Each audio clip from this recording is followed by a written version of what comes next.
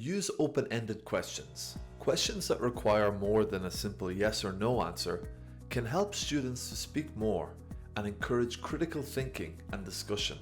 Be patient. Give students time to think about their answers. Don't rush them or cut them off too quickly. Give positive reinforcement. Praise effort, not just the correct answer. Encourage students to participate by praising their effort, even if they don't get the answer right. Don't interrupt.